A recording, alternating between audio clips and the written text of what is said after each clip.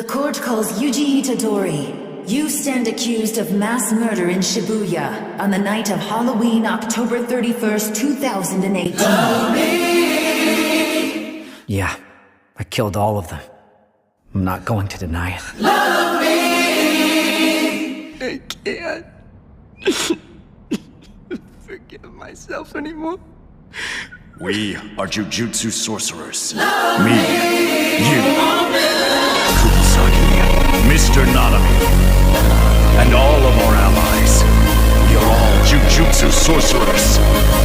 As long as we continue to live, our friends who passed away will not truly have been defeated. Evidence judgment provided.